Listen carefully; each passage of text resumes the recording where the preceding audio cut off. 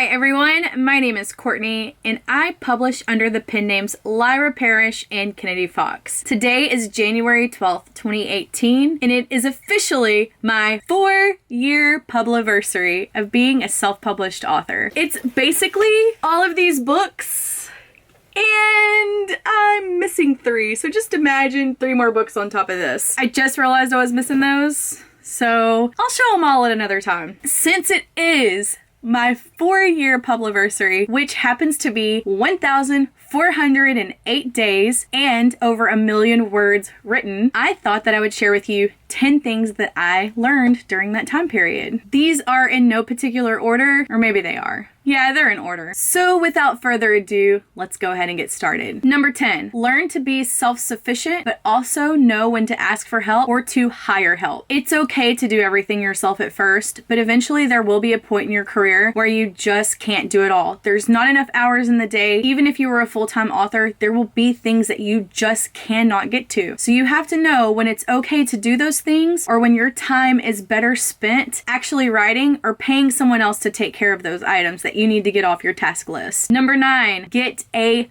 business accountant. It is not enough to just hire a bookkeeper. You need someone who knows about business in your state, who can give you great financial advice, who can help you throughout the year whenever you start making money or you have to pay taxes on it. Obviously, we pay taxes on all of our money, but whenever you decide to create an LLC, you need to have someone who is professional, that has a CPA, that knows what they're doing, who is held to a standard and a law that they have to abide by. There is a point you need someone to help you with that. Call around in your area and go and speak to them. It was one of the most beneficial things that I did last year. And I actually had a meeting with my accountant today and everything looks great and I'm so happy that I went and talked to him. Seriously, one of the best things I ever did. Number 8, bad reviews will happen. Learn to grow a thick skin. Reviews are not for you. Some reviews may be written for you, don't get me wrong, but reviews are for other readers and sometimes people don't know how to sugarcoat things. They don't have to. This is their thoughts, their feelings, and if you get a slew of 1-star reviews, drink you a glass of wine and forget about it. Because you know what? After time passes, you will improve in your craft, hopefully, and those 1-star reviews will be something that you look back at and laugh at. So if you're just getting started, or if you've been writing for years like me, grow a thick skin. Trust me, you will be less stressed and less worried when you hit that publish button. Number 7, Goodreads is not for authors. It's not. It's for readers. And I know that most of us started as readers before we actually became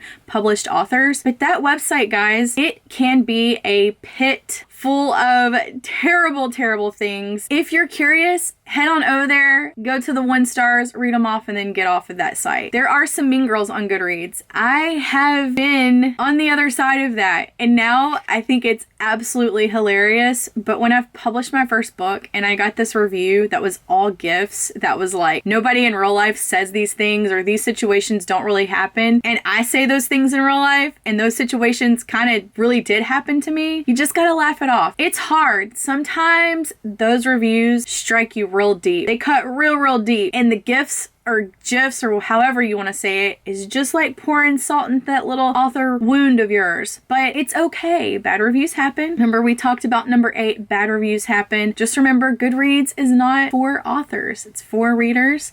And that's the end of that. We're gonna end it right there with the Goodreads thing. Number 6, trust people, but not everyone. Let me say, there are people in the community that will take advantage of you. There are bloggers, there are other authors, there are editors, there are event hosts. There are a lot of people out there in the world that will take advantage of you if you just trust them. If at any point anyone says, hey, can you let me borrow this money and I'll pay you back next week, and you do not know this person in real life, you've just met them on the internet, do not send them money. If you have an event host that's inviting you to an event and wants you to pay $300 for your table 2 years in advance and they've never done a signing before, I would be very wary of that. There have been a lot of scammers that have come out of the woodworks that target indie authors. They may target traditional published authors as well. But with that being said, just keep on your logical hat, and when something doesn't feel right, or smell right or look right, it usually isn't. Number 5, go with your gut. There are some times when you have promised the next book, but there is this idea that you've got and you just feel like that's the book for you. That's going to be the book that breaks you out, that everyone's going to love, that people are going to talk about, that your heart wants to write. Sometimes you have to put that book that you promised aside and really trust your gut on that and go with the book that's really calling to you. And in 2016, I did that. Obviously, we started Kennedy Fox, and I never finished a book that was in a standalone series. A good friend of mine, you know who you are after I say this, it was the best advice that I'd ever gotten from someone who had been there and done that. And it was, you do not owe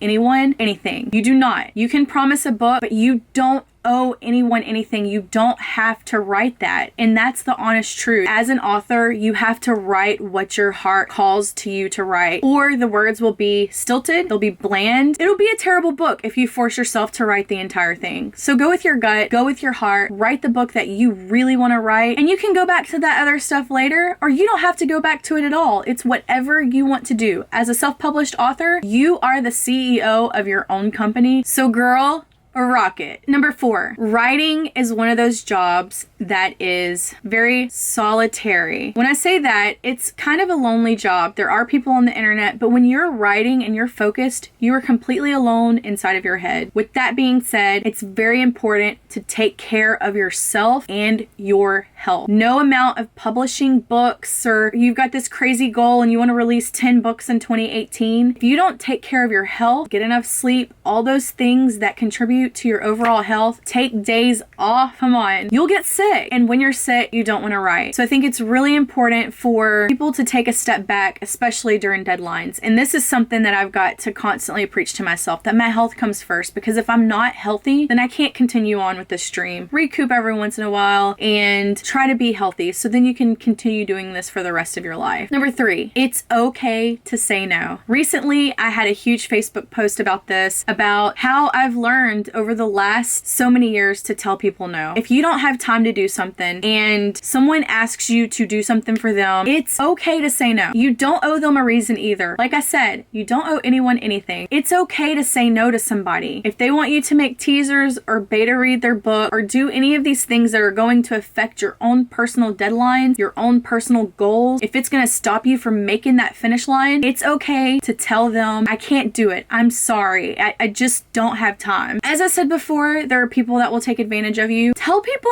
no. Start telling people no. I'm telling you, once you start really looking at your goals and looking at the things you want to accomplish, and if X, Y, and Z and A, B, C, and D that somebody wants you to do doesn't fall in line with your goals, no. The answer is no. So in the year of 2018, one of my goals is to say no, and I'm not going to feel guilty about it. That's another thing. I'm not going to feel guilty about it. If you are somebody that I've told no, I'm really sorry, but I really don't have time, and I really shouldn't be making this video right now, but I said yes to this video. Sorry. Number 2, the market is always changing. It's up to you to be adaptable to those changes. Over the last 4 years, I've seen tons of changes in social media. I've seen changes on Amazon. There was a point when Kindle Unlimited didn't exist. There was a point when you got paid automatically if someone read 10% of your book. Now with Kindle Unlimited, you get paid for every page read. The industry is constantly changing, but it's up to you to look at that, see the changes that are happening, and be adaptable to those changes. If you can't adapt to an ever-changing market, you're not going to survive as an indie author, and you may not survive as a traditionally published author as well. It's so important to stay focused on your work, but to also see what the market's doing, see what's trending, see what's going on, see the new social media sites that are popping up, and if it's worth it for you to even spend your time on it. It's just always evolving, always changing, and you got to stay on top of it and change with it and adapt to it. And I promise you, if you can do those things, you will survive. And number 1, if you want something bad enough, girl, you better be ready to work for it. And with that being said, I work a full-time corporate job. This week I worked 45 hours, and I also wrote probably about 18,000 words this week. That's not a typical week for me, but I do have a deadline on Sunday. And oh my God, I have about 15,000 words to write, but I know that I'm going to be able to do that. I've already scheduled out my writing. Actually, It's 10:42 and I'm about to get started. I'll probably be up till about 3 or 4 in the morning, and then I'll get right back on it tomorrow. If you want something and you're willing to work for it, I promise you that whatever that dream goal is, if you keep pushing for it and you keep working for it, and no matter what, maybe that first book doesn't do good, or the second book, or the third book, or the fourth book, or the fifth book, but if you're persistent and you keep going, it will happen. I have no doubt in my mind. You know which book hit USA Today for me for the first time? This book, Kennedy Fox. It wasn't even a book that I wrote on my own. I have never actually hit USA Today by myself. But does that matter? It doesn't matter, because a title on a book, which you notice, this book, it's old. It doesn't even have the USA Today tag on it, like this one. It means a lot. It does. Do not let me degrade that title at all. But I'm not any different from having that title on a book than I was when I wrote this one. I'm not any different from these two books. Maybe I've grown a little bit more.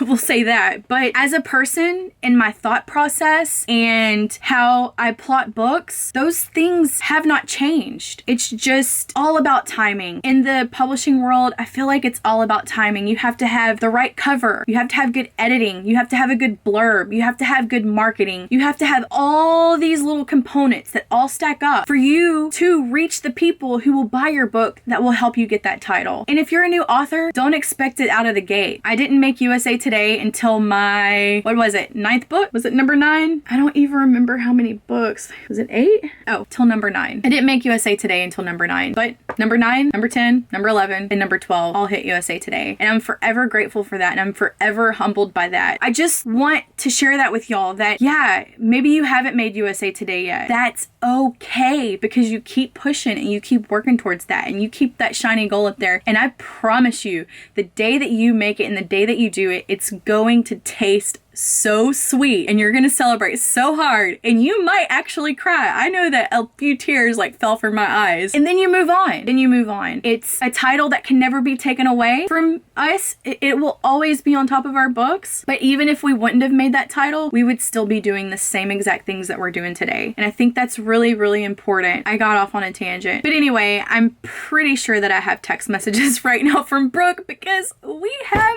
books to write. Next weekend I'll be at BulletfulCon in LA. February 10th I'll be at Holidays with the Bells in Dallas, Texas at that signing.